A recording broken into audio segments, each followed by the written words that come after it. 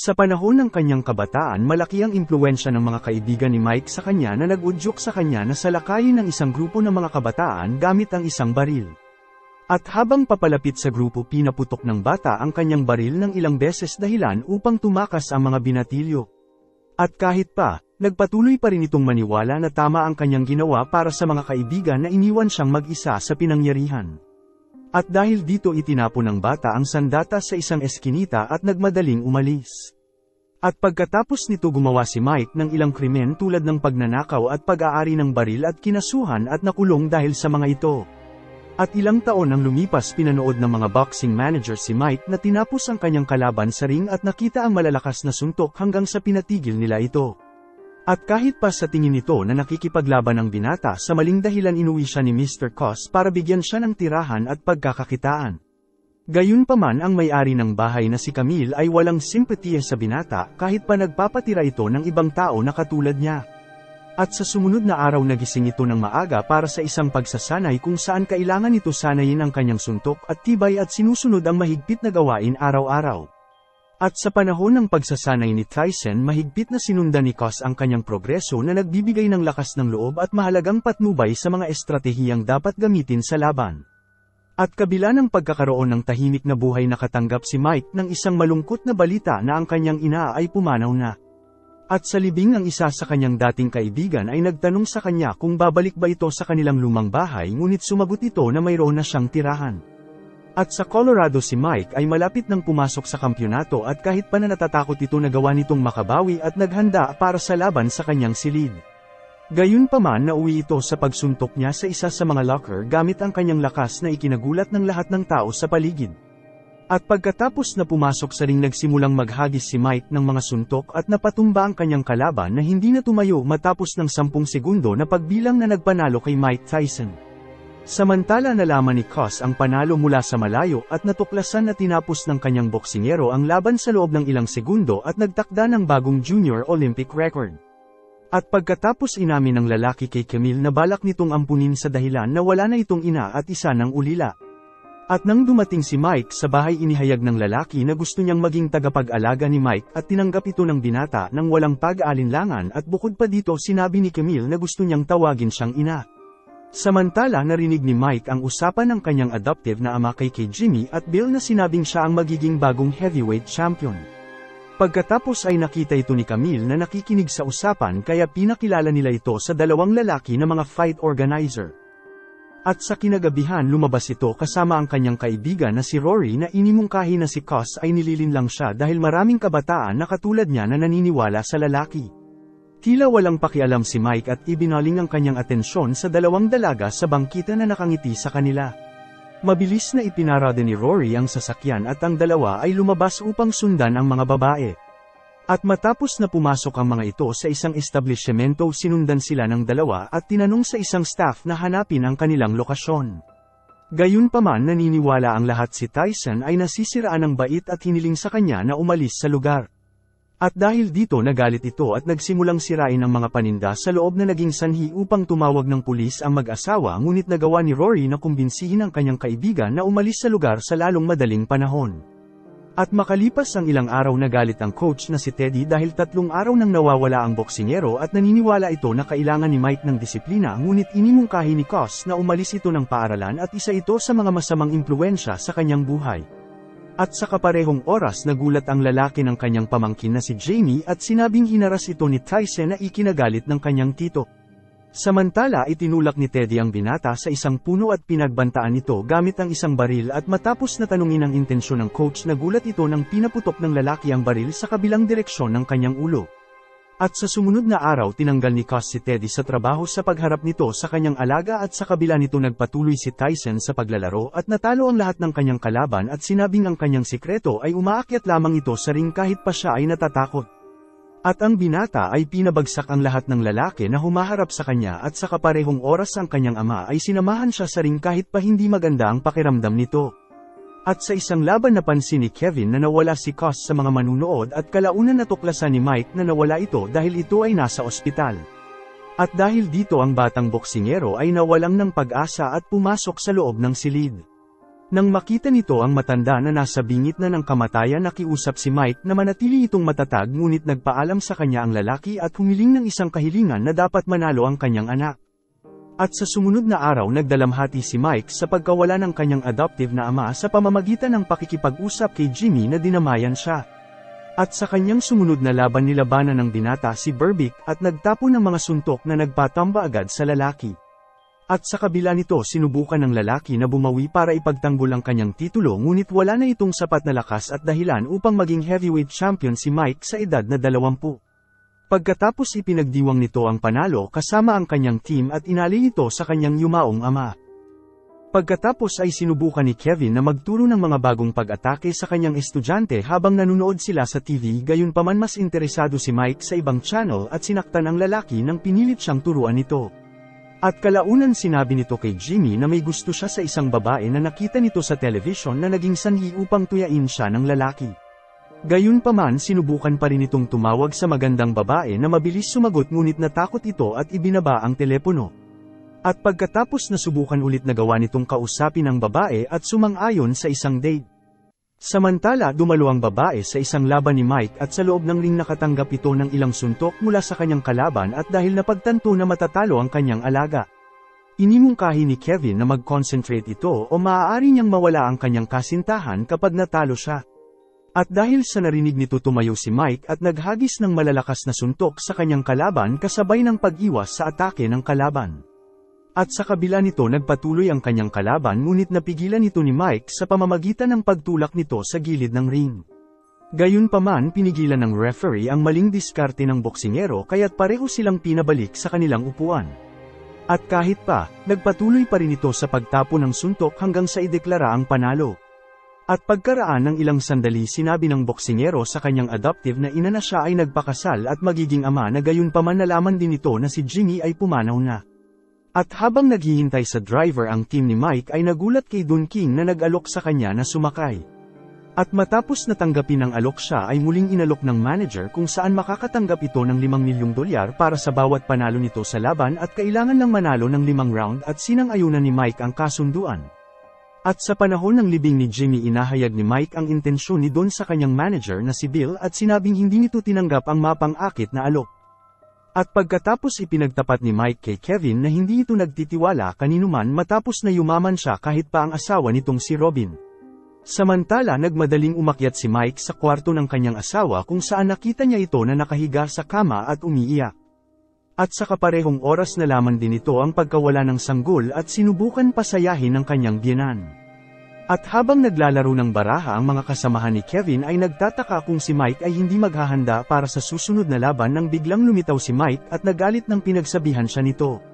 Gayunpaman pinagpatuloy nito ang kanyang pagsasanay at iniwasan ang suntok ng kalaban ng walang hirap. At matapos ang unang laban, ang isa pang kalaban ay papasok na sa ring, ngunit tila walang gana lumaban si Mike na ikinagalit ni Kevin.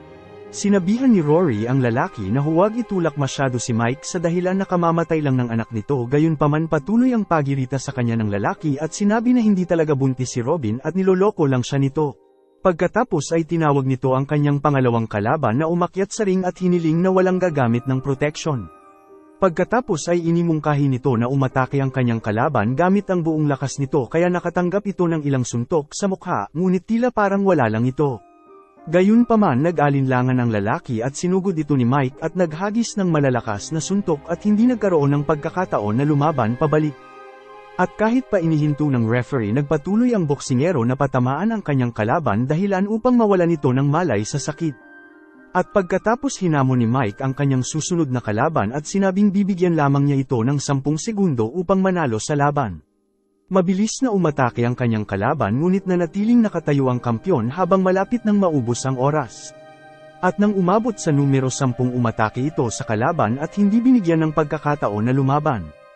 At matapos na manalo sa pangalawang laban, hiniling nito ang kanyang susunod na kalaban na umakyat sa ring, ngunit ang kanyang hiling ay tinanggihan kahit pa nag-alok ito ng pera. At bago magsimula ang mahalagang laban, ang biyena ni Mike at si Don ay inayos ang ilang dokumento at ibinigay ito kay Bill at napagtanto na ito ang kanyang resignation, isang desisyon na ginawa ni Robin. At sa oras ng pagsasanay sa locker room, narinig ng boksingero sa radyo na si Spinks ang paborito ng lahat sa dahilan na mas malakas ito kaysa sa kanya. At matapos na ihanda ito ni Kevin, nagpakita si Mike ng mabibilis na suntok bago magsimula ang laban. Pagkatapos ay tumawid ito sa mga manunood habang kasama ang mga pulis at ang kanyang kupunan at bitbit ang championship belt. Ang 12-round World Heavyweight title ay napagpasyahan ni Spinks na nanalo ng 31 na laban at hindi pa natatalo, habang si Tyson ay may 34 na panalo at hindi pa rin natatalo. At pagkatapos magsimula ang unang round, nagsimula si Mike magtapon ng ilang suntok na sinubukang lumaban pabalik ngunit hindi nagtagumpay. Pagkatapos ay binalaan si Tyson sa paggamit ng kanyang sikus sa mga atake nito at sa pagtuloy ng laban sumugod ito sa kanyang kalaban at nagtapon ng malalakas na suntok sa lalaki na hindi makaiwas sa tamang oras. Pagkatapos ay tinanong ng referee kung kaya pa ni Spinks, gayunpaman sinundan ito ni Mike at sinuntok ito ng buong lakas na naging sanhi upang tumawag ang referee ng break saglit sa laban. At pagkatapos nito hindi binigyan ni Mike ang kanyang kalaban ng pagkakataon at tinamaan ito sa kanyang mukha dahilan upang bumagsak ito at matalo sa laban pagkatapos ng 10 segundo na pagbilang. At sa lalong madaling panahon umakyat si Kevin sa ring upang batiin ang kanyang boksingero na sinundan ni Robin at Don. At sa mga oras na binuhat si Tyson ang kanyang koponan upang ipakita ang kanyang belt, nalaman ni Kevin na siya din ay tinanggal. At pagkaraan ng ilang sandali sa mansion ni Mike, pinagalitan ng kanyang biyenan ang mga staff dahil sa hindi maayos na pangangasiwa sa bahay. Samantala ang boksingero at ang kanyang asawa ay nasa isang panayam kung saan inamin nitong nakakakilabot na pagdaanan ang lahat ng laban na ang kanyang asawa ay baliw at depressive at hindi maganda ang pakikitungo sa kanya. At sinabi din nito na mahal niya ito at gusto niya itong makasama habang buhay. Gayunpaman sinabi ng babae na mananatili lamang ito sa kanyang tabi kung hihiling ito ng tulong. At sa sumunod na araw 2 pulis ang kumatok sa pinto ni Mike at nagulat sila ng isang away nang biglang pinalabas si Robin at ang kanyang ina ni Mike na labis ang galit. At pagkatapos bumalik sa loob, lumabas ulit ito dala ang isang base at inihagis ang bagay sa sahig sa harap ng mga opisyal. At dahil dito nakipagtalo ang mga pulis na dapat hindi nito binabantaan ang kanyang asawa, ngunit lumaban ito sa mga pulis kahit pa alam niyang maaari siyang makasuhan at isinara ang pinto sa harap ng kanilang mukha. At sa kaparehong oras ang biyena ni Mike ay nagsimulang hilingin na arestuhin si Mike. At nang marinig ito bumalik ito sa labas ng bahay at lumapit sa 2 babae, gayunpaman mabilis na itinutok ng pulis ang kanyang baril dahilan upang pumasok ang boksingero sa kanyang sasakyan at umalis sa lugar. At pagkatapos ng pangyayari nagsampa si Robin ng diborsyo at sinabi sa balita na ang kanyang asawa ay pinagbabantaan siya at maaaring gumawa ng isang bagay na hindi maganda sa anumang oras. At ang mas malala pa, sinabi nito na nagdusa siya sa panahon ng kanilang pagsasama dahil alam ni Mike kung saan siya sasaktan at hindi magdudulot ng labis na pinsala. Samantala tinatamasa ni Mike ang kanyang single na buhay at nagulat ng isang lalaki na sinabi sa lahat na kinakasama nito ang dating asawa ng boksingero. At sa kalagitnaan ng mga tao lumakad ito sa lalaki na nakatanggap ng ilang suntok at labis na nasugatan. At sa Japan si Mike ay naghahanda upang harapin ang isang boksingero na si Douglas at sa panahon ng laban nakatanggap ito ng ilang pag-atake ngunit nagawa din lumaban pabalik ngunit labis itong napagod dahilan upang masaktan ito ng labis ng kanyang kalaban. At makalipas ang ilang sandali nagpangbuno ang dalawa at pinaghiwalay ng referee nang muling magsimula ang laban. Tinamaan ni Mike ang kanyang kalaban ng isang suntok dahilan upang bumagsak ito, gayunpaman bago matapos ang pagbibilang nagawa ng lalaki na makatayo sa kabila ng labis na pagod nito.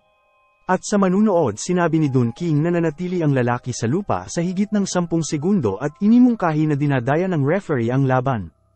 At habang siya ay bumabawi hiniling ni Mike sa kanyang koponan na maghatid ng isang bag ng yelo at natuklasan na ang supply ay halos wala na.